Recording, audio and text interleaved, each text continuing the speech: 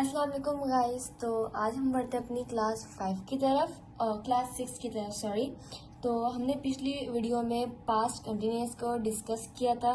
Then मैंने आपको and में आई और यू के बारे में बताया था कि सिंगुलर से कंसीडर किया जाता है, मगर आप वीडियो देखेंगे आपको पता चल जाएगा। फिर हम आगे उसी के बारे में डिस्कस करते हैं। हम टेंस की जाने बाद में बढ़ेंगे। फिर हम डिस्कस कर लेते हैं first person, second person, third person. What is first person and second person and third person.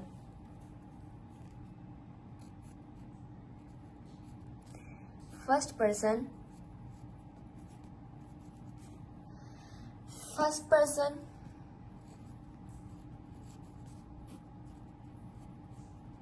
second person, then third person.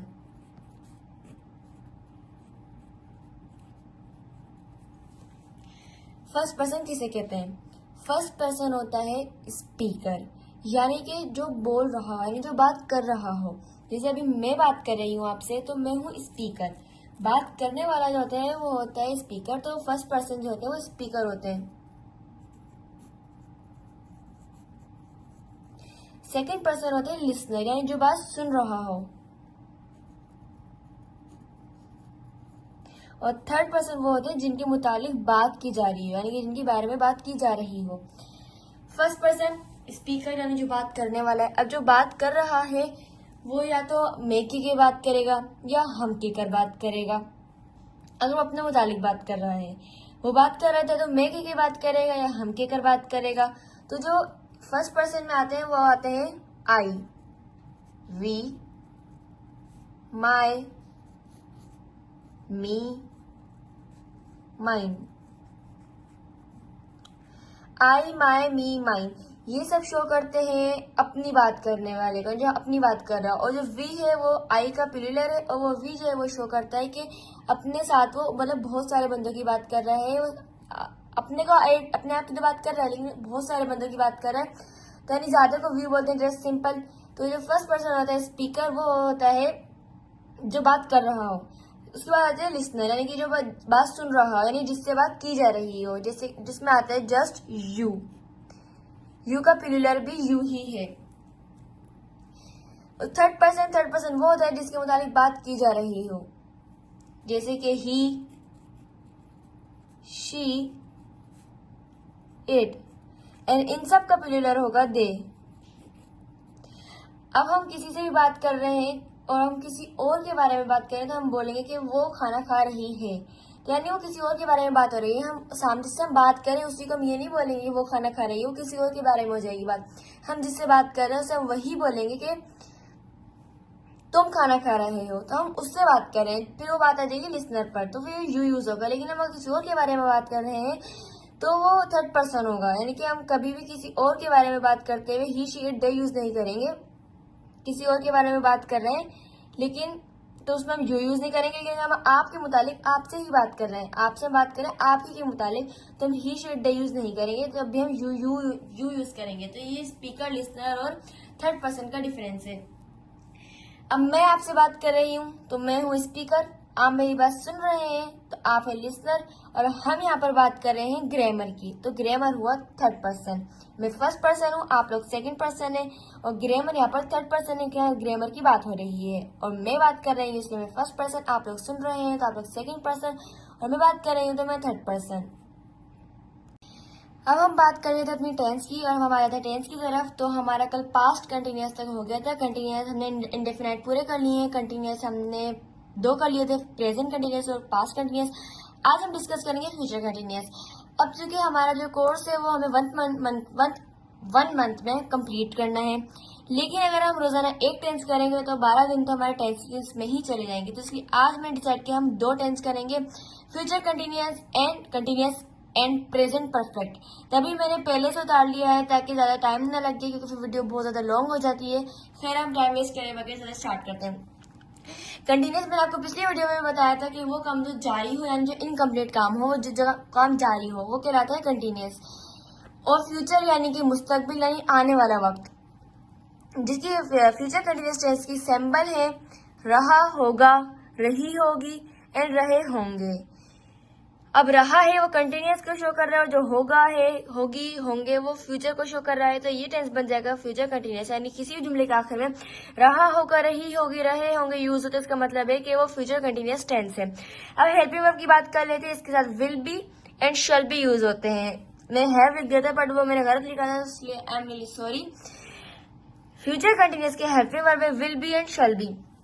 Will be use होता है he, she, it, they, you singular subject और plural subject के साथ, जबकि shall be use होता है आई and we के साथ। लेकिन बहुत जगह, काफी जगह आप देखेंगे इंटरनेशनल लेवल पर कि आई वी के साथ विल ही यूज किया गया है, तो वो गलत नहीं होगा, वो सही ही होगा, क्योंकि बढ़ते दौर में अब शैल का यूज कम कर दिया जा रहा है और आई और वी के साथ विल ही यूज किया जाता है। यानी आई और वी के साथ शैल भी यूज होता है और विल भी यूज होता है। अब ज्यादातर आप देखेंगे विल ही यूज किया जा रहा है, वरना टेंस के हिसाब से आई और वी के साथ शैल यूज किया जाता है। यानी कि अगर विल यूज किया गया है तो वो गलत नहीं है। तो अगर आप कहीं देखें कि आई और वी के साथ विल यूज किया गया है तो उसका मतलब वो गलत नहीं है, वो भी सही है, आप यूज कर सकते हैं।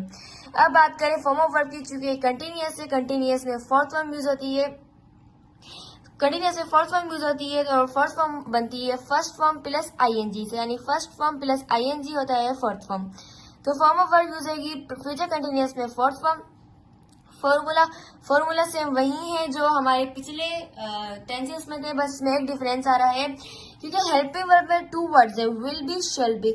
सो अफर्मेटिव तो नॉर्मल होगा, नेगेटिव में नॉट, विल और बी के बिटवीन में आएगा, या शैल और बी के बिटवीन में।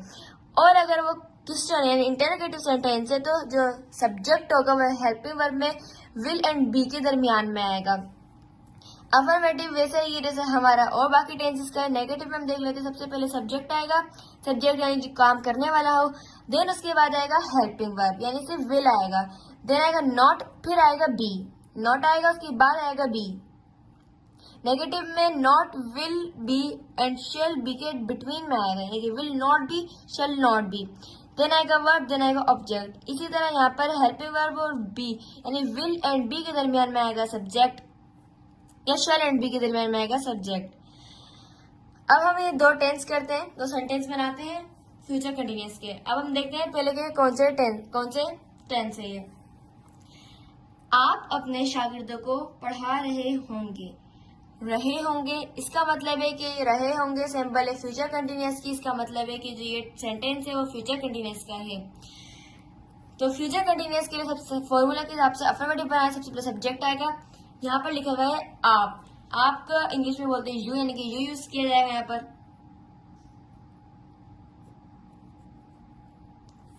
उसके बाद हेल्पिंग वर्ब आएगा, तो हेल्पिंग वर्ब यहाँ पे यू के साथ विल बी यूज होता है, तो यहाँ पे विल बी आएगा, you will be, you will be. Then यहाँ पे फॉर्मूले में हेल्पिंग वर्ब की बात है वर्ब।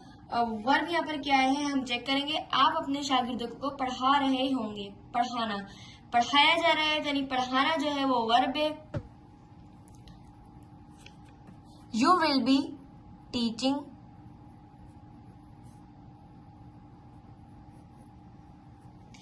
देन वर्ब के बाद आता है ऑब्जेक्ट। ऑब्जेक्ट क्या है? शागिर्द।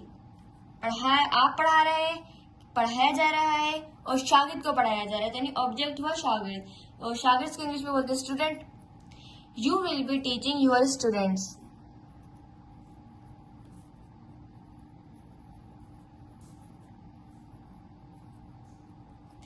अब इसका हम नेगेटिव बना लेंगे, यू विल नॉट बी। अब देखा आपने विल एंड बी के दरम्यान में आ गया नेगेटिव में not.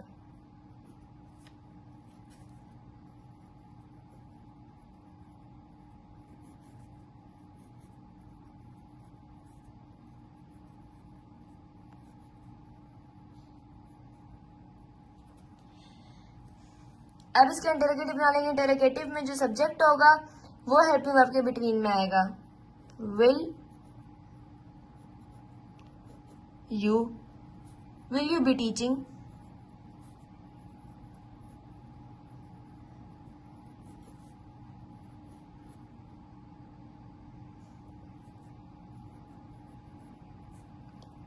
Your students. Then last में क्वेश्चन मार्क, क्योंकि हम सवाल कर रहे हैं तो सवाल करते हैं तो एंड में आता है क्वेश्चन मार्क। नेक्स्ट सेंटेंस पे जाने की बात है, वो हमेशा के लिए परदेश जा रहा होगा। रहा होगा यूजर है, तो इसका मतलब है कि ये फ्यूचर कंटिन्यूअस है, ये रहा होगा फ्यूचर कंटिन्यूअस की सैंपल है, यानी ये जो सेंटेंस है फ्यूचर कंटिन्यूअस का है। अब इसे हम देखते हैं सब्जेक्ट क्या है। वो हमेशा के लिए परदेश जा रहा होगा, कौन जा रहा है, वो जा रहा है, तो यानी कि सब्जेक्ट है वो, जा रहा होगा, होगा यानी कि लड़के की बात हो रही है, लड़के के लिए हम यूज करते हैं ही।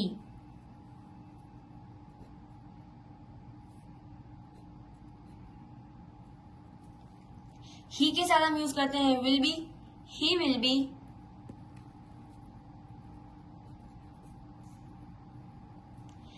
अब हेल्पिंग वर्ब की बात आ जाता है वर्ब। वर्ब यहाँ पर क्या है, जाना, यानी जा रहा है वो, जाना यहाँ पे वर्ब है। इंग्लिश में से गो बोलते हैं और फर्स्ट फॉर्म लगाएंगे तो गोइंग हो जाएगा।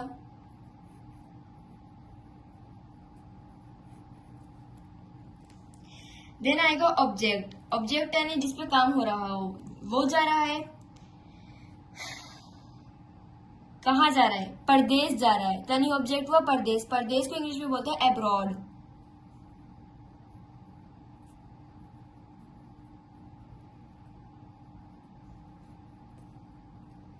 हमेशा के लिए जा रहा है, तो यहाँ पे यूज होगा फॉर एवर।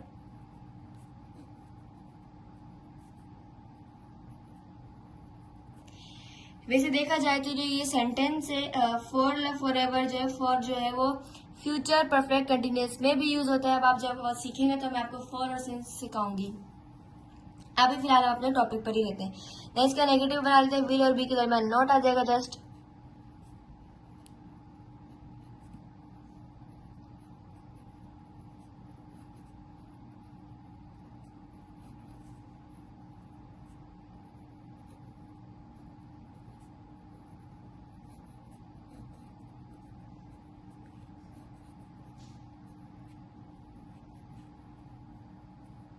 इंटरोगेटिव बनाएंगे, इंटरोगेटिव में जो सब्जेक्ट है वो विल और बी के दरमियान में आ जाएगा और लास्ट में क्वेश्चन मार्क आ जाएगा।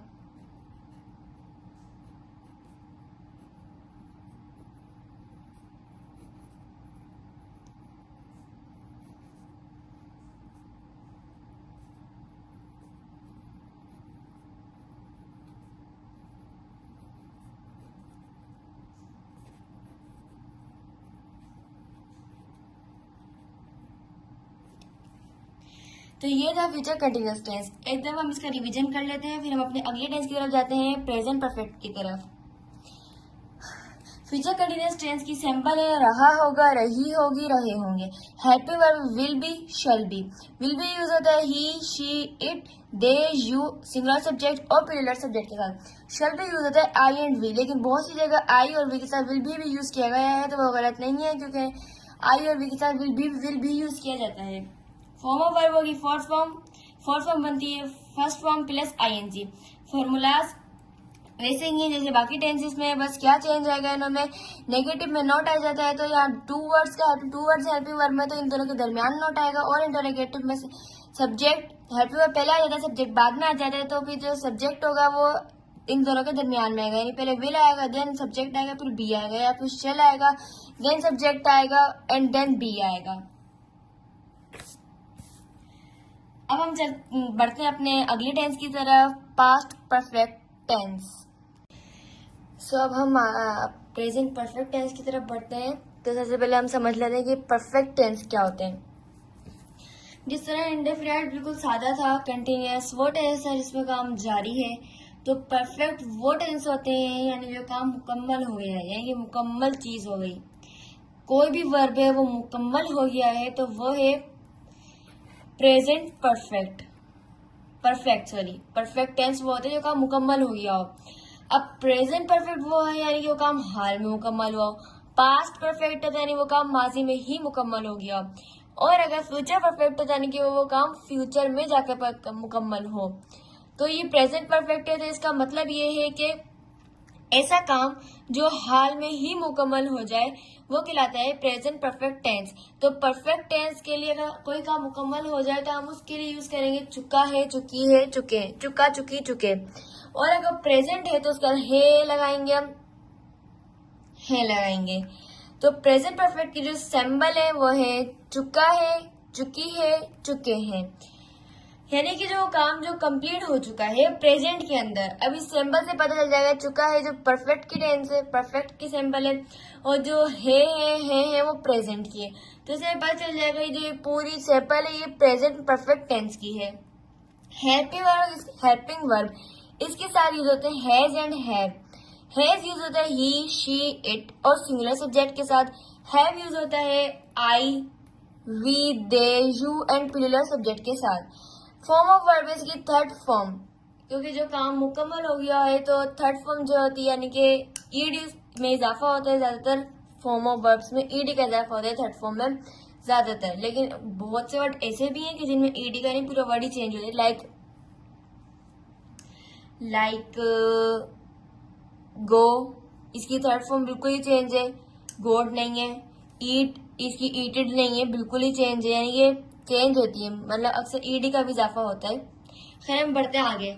फॉर्मूला वही है जो पहले थे हमारे पास, इसमें कोई चेंज नहीं है कि बिटवीन में कुछ आए या ना, नॉट बिटवीन में नॉट आया, बिटवीन में हेल्पिंग वर्ब है इंटरोगेटिव में, क्योंकि इसका एक ही हेल्पिंग वर्ब है हैज एंड हैव, ना तो इसमें कोई डबल वर्ड हेल्पिंग वर्ब है, सिंगल है, इसलिए फॉर्मूला वही है जो हमने पिछले टेंसेस में करें। अब हम इस पैटर्न को फॉलो करते हुए अपने सेंटेंसेस बना लेते हैं। और अब आप लोग कह रहे हैं, सोचेंगे कि दोनों सेंटेंस सेम ही है, क्योंकि इनमें मैंने आपको एक डिफरेंस भी बताना है। पहले हम बना लेते हैं ये वाला सेंटेंस, लड़की अपने कपड़े सी चुकी है। अब चुकी है तो इसका मतलब हमें पता चल जाता है कि ये सेंटेंस है ये प्रेजेंट परफेक्ट का है। अब इसे हम सब्जेक्ट एफर्मेटिव में हम सब्जेक्ट पे लगाते हैं, हम इसे सब्जेक्ट चेक करेंगे। सब्जेक्ट है लड़की को इंग्लिश में बोलते हैं गर्ल।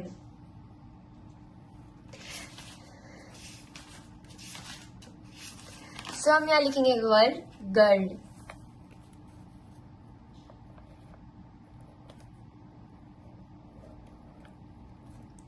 गर्ल एक सिंगुलर सब्जेक्ट है, क्योंकि गर्ल यानी लड़की की बात हो रही है, यानी एक लड़की की बात हो रही है, बहुत सारी लड़कियों की बात नहीं हो रही है, एक लड़की की बात हो रही है। तो इसका मतलब है कि वो सिंगुलर सब्जेक्ट है, और सिंगुलर सब्जेक्ट के साथ हम यूज करते हैं, ओ सॉरी मेरा पेन का निशाना ये, तो सिंगुलर सब्जेक्ट है उसके साथ यूज करते हैं हम हैज, तो यहाँ पे आ जाएगा girl has. Then helping verb की बात आएगा वर्ब, यहाँ पे सीना जो है यानी कि सीना यानी सिलाई करना, तो वो वर्ब है, तो उसको इंग्लिश में बोलते हैं स्यू। थर्ड फॉर्म बनेगी उसकी स्यूड। ऑब्जेक्ट यहाँ पर कपड़े सिए जा रहे हैं, अपने भी यूज हो रहा है तो हर आएगा।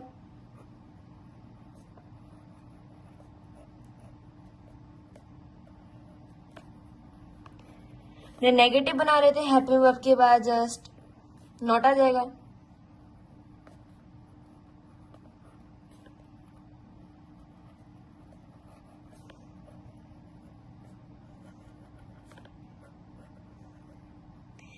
इंटरोगेटिव में सब्जेक्ट बाद में आएगा और हेल्पिंग वर्ब पहले आएगा।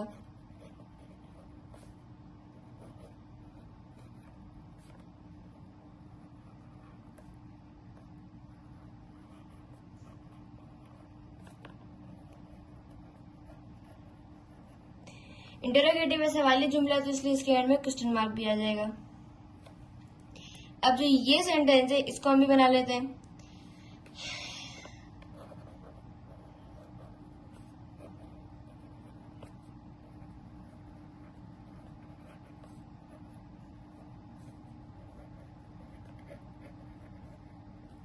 इसका हम जस्ट अफर्मेटिव बनाएंगे, क्योंकि ये ऊपर वाले से सेम ही है। अब आप डिफरेंस समझिए इसका, जो मेरे को आपको बताना था इम्पोर्टेंट, वो ये है कि यहाँ पे यूज हो रहा है चुकी है, यहाँ यूज हो रहा है सी लिए है, सी चुकी है, सी लिए है। अब हमने पढ़ा था पास्ट इनडेफिनाइट में कि जो सिंबल्स थी वो थी अलिफ, छोटी है और बड़ी है, आखिर में जाए, तो यानी वो पास्ट इनडेफिनाइट है। अब यहाँ पर चुकी है या चुके हैं नहीं आ रहा है, यहाँ पे बड़ी ये आ रही है, तो बहुत से जो लोग हैं अक्सर वो इसको पास्ट इंडेफिनाइट बना लेते हैं। ऐसे सेंटेंस होते हैं पास्ट इंडेफिनाइट समझकर पास्ट इंडेफिनाइट के फॉर्मेट से सेंटेंस बना लेते हैं, तो उनका रॉन्ग हो जाता है। तो वो सच में ही रॉन्ग है। रॉन्ग यहाँ पे ये प्रेजेंट परफेक्ट ही है, उसकी जो सिंबल है पास्ट इंडेफिनाइट की वो अलिफ, छोटी और बड़ी ये है। लेकिन यहाँ पर अगर आप देखें तो सी लिए हैं आ रहा है, और है पास्ट में यूज नहीं होती, प्रेजेंट में यूज होती, पास्ट में था थी थे ही यूज होते हैं। था थी थे के एंड में भी अलिफ छोटी और बड़ी ही आता है, तो था थी थे यूज होते हैं। यहाँ पर आ रहा है हैं, तो हैं जो है वो प्रेजेंट की सिंबल है, तो इसलिए हमें पता चल जाता है कि ये प्रेजेंट का जुमला है। और अगर हम देखें हैं से हमें पता चल गया प्रेजेंट का जुमला है। लड़की ने अपने कपड़े सी लिए हैं, यानी वो सी चुकी है, उसे सी लिए हैं कपड़े, तो इसका मतलब है कि काम मुकम्मल हो गया है। इसने कपड़े सी लिए हैं तो काम मुकम्मल हो गया, तो इसका मतलब ये है कि ये परफेक्ट है, प्रेजेंट परफेक्ट टेंस है ये। अगर यहाँ पे जस्ट ये होता है लड़की ने अपने कपड़े सी लिए, तो इसका मतलब था ये पास्ट इंडेफिनाइट था, लेकिन यहाँ पर लिखा है लड़की ने अपने कपड़े सी लिए हैं, तो इसलिए ये पास्ट परफेक्ट टेंस है। क्योंकि बहुत जगह कंफ्यूज हो जाते हैं बच्चे, इसको पास्ट इंडेफिनाइट बना देते हैं, फिर अक्सर पास्ट इंडेफिनाइट के सेंटेंस को प्रेजेंट परफेक्ट बना देते हैं। तो इसका ये छोटा सा डिफरेंस है कि उसमें जस्ट एंड में अलिफ छोटी और बड़ी आएगा, लेकिन यहाँ पर एंड में है या है और है आएगा, तो वो प्रेजेंट परफेक्ट हुआ। और अगर जस्ट बड़ी आता है, अगर यहाँ पर है नहीं आता, जस्ट ये होता है लड़की ने अपने कपड़े सी लिए, तो इसका मतलब है कि ये प्रेजेंट इंडेफिनाइट है। बट यहाँ पर लिखा हुआ है लड़की ने अपने कपड़े सी लिए हैं, तो इसका मतलब ये कि ये प्रेजेंट परफेक्ट टेंस है। तो हमारी बात बस यही खत्म होती है। प्रेजेंट परफेक्ट आप समझ गए होंगे इंशाल्लाह। अब हम अगली वीडियो में पास्ट परफेक्ट और फ्यूचर परफेक्ट की जानिब बढ़ते हैं। जितनी जल्दी हो हम अपने टॉपिक्स को कवर करते हैं ताकि टेंसेस खत्म हो, तो हम अपने नेक्स्ट टॉपिक्स पर आए। हमें WH फॉर्म करनी है, नरेशंस करनी है, और हमें पार्ट्स ऑफ स्पीच करने हैं, और हमें स्पीकिंग भी सीखनी है। अभी बेसिक सारी चीजें हम सीख लेंगे इस 1 मंथ कोर्स में। खैर टेंसेस के जो आप हैं रोजाना 5 प्रैक्टिस कीजिएगा, और लिखने से बेहतर आप स्पीकिंग में कीजिए, यानी लिखने में तो कीजिए, इससे आपको फॉर्मेट याद होगा और वीडियो बनानी भी आएगी, लेकिन इससे बेहतर है कि आप लोग इसको लिखने के बाद आप इसको स्पीकिंग में कीजिए। अगर आप रोजाना 15-20 मिनट खुद से शीशे में देख के आप किसी से भी इंग्लिश में बात करेंगे तो इंशाल्लाह आपकी इंग्लिश इम्प्रूव होगी।